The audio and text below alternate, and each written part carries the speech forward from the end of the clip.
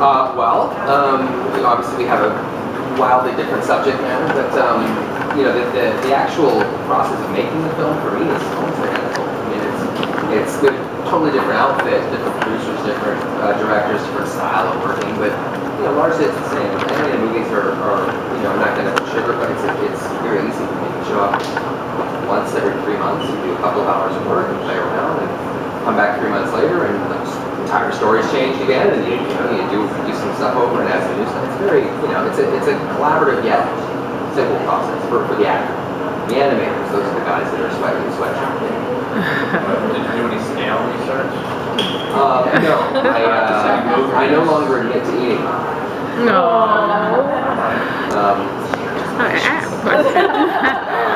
Yes, no, not a lot of snail research to be done. They're very slow and uncooperative. So I like Turbo. All right, great. This movie is about a snail with a big dream. What was your big dream when you were growing up? Well, I mean, or did you have one? Yeah, I certainly did. I mean, it changed many times. And that's the great thing about being a kid is that you're kind of at the mercy of a tremendous amount of whim. So, for me it was one day I was going to be, a professional baseball player, the next day I was going to be a scientist, the next thing, but once I hit about 12 or so, I really wanted to be in this business. I really wanted to do this, and I didn't care if I got paid for it. I didn't care if I was a movie star. I didn't care anything. I just wanted to be able to make a living in this someday.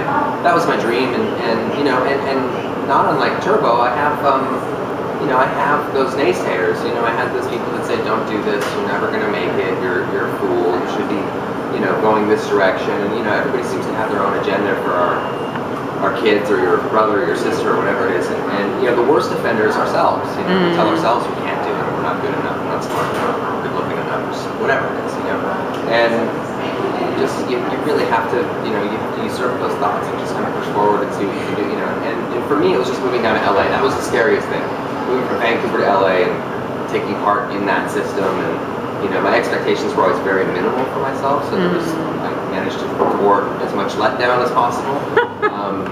But and that's always served me really well, is keeping my expectations kind of reasonable. Okay, great, thanks. So I know you're playing Turbo in the movie. What about Turbo kind of appeals to you? Like, what do you see in Turbo that you also see in yourself? Well, it's just like I just said. I mean, what appeals to me is just that idea that we persevere, despite everyone telling us to the contrary, that it's just not going to happen, or everybody has that goal or that dream, and typically it's ourselves. Does he have any funny quirks or personality traits? I grew up with a lot of brothers, so I like that. The fact that Turbo is kind of has a bit of a silver tongue, he can throw it back at Chet as much as Chet can throw it at him. So I knew growing up in my household, it wasn't my brawn that saved my ass; it was my wit. Absolutely. So that was how I also I devoted more time to upsetting my brothers. That was I was the youngest. I didn't have as many responsibilities, so I could really devote time to drawing up my humiliation for them in almost in an architectural sense. Yeah. Oh, goodness. It's a big summer for you between Turbo and then Rest in Peace Department. How do you decide what is your next step? What's your next big movie or TV? I've been pretty lucky that I've been able to have a career in which it's fairly varied, that I'm able to do dramas and action movies and small independent films. So, but lately I've just been on a real kick of smaller films. I just did 2 smaller films back to back, one with Adam McGoyan, who makes intimate, interesting work, and also another film with Marchance the Trappy, who's a woman who's out of Paris but is Iranian in descent, and is just an incredible filmmaker. So those are just smaller films, and I'm excited about that. I'm about to do another smaller film as well. So they're great because they're small, they're short. You can do 3 or 4 in the space of 5 or 6 months, whereas a movie like Turbo is going to take 2.5 years, and a movie like R.I.P.D. is going to take 6 months to shoot. So I like that. I like that style.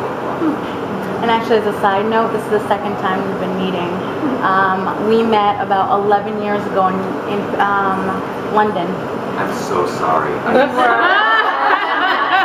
We were. Terribly sorry. No, I'm not saying in like a blogger things I capacity. did.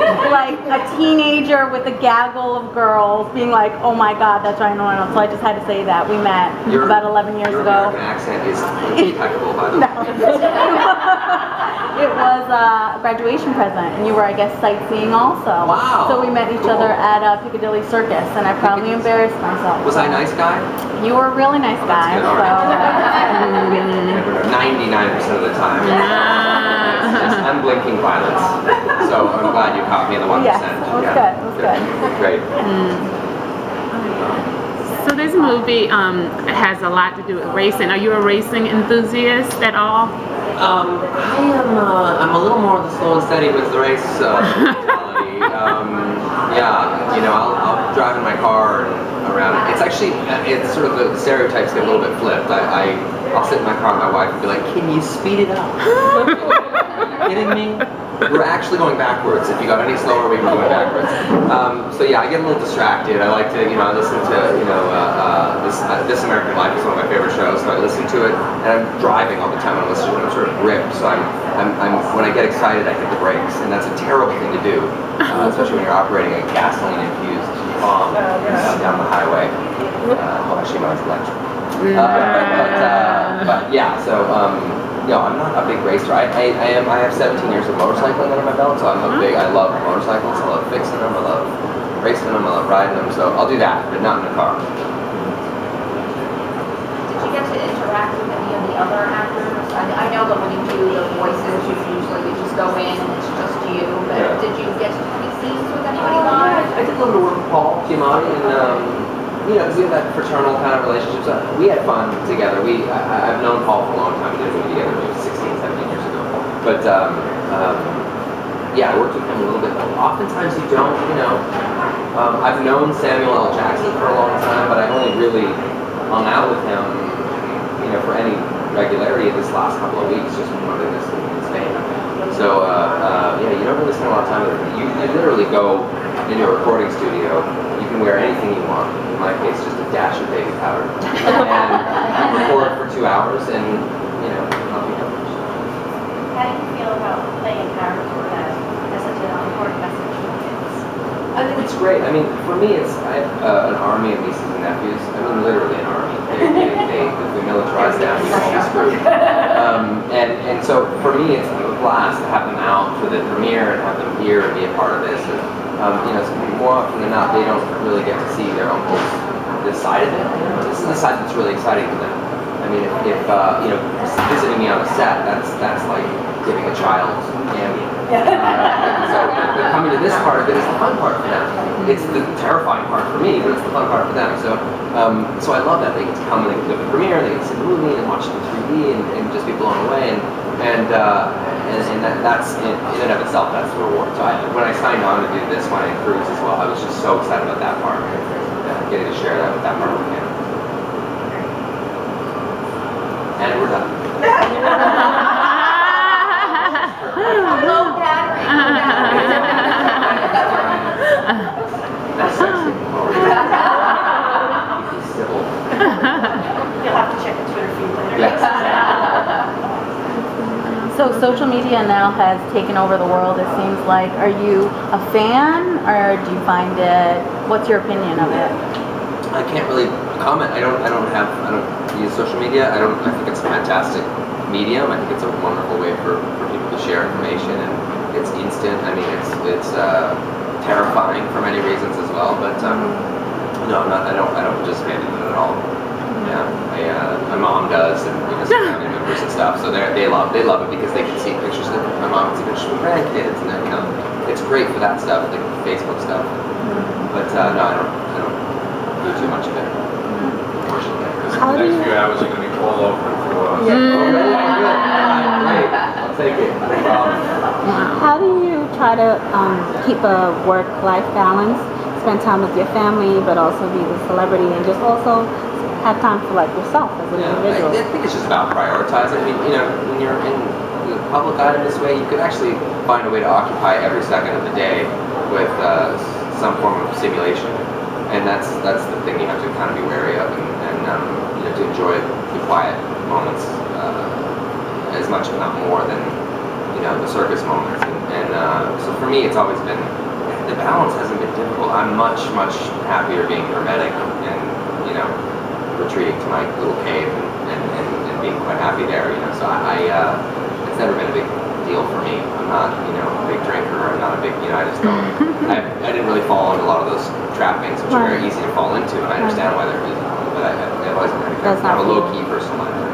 So what do you do with your family? What are some fun things that you do with your family? I live in New York, so there's always something to do. It's the great thing about living in New York is you walk one block and you've been exposed to more culture than you would find in a 5.5-hour drive through Brentwood. So it's a nice feeling. It's nice to live in the city and to be a part of it. It's like a moving, breathing machine, and I love it. So when I have a family, we'll go for a walk, we'll go to a museum, we'll go see a show. There's a million things to do in the city. Just regular, everyday stuff. Yeah.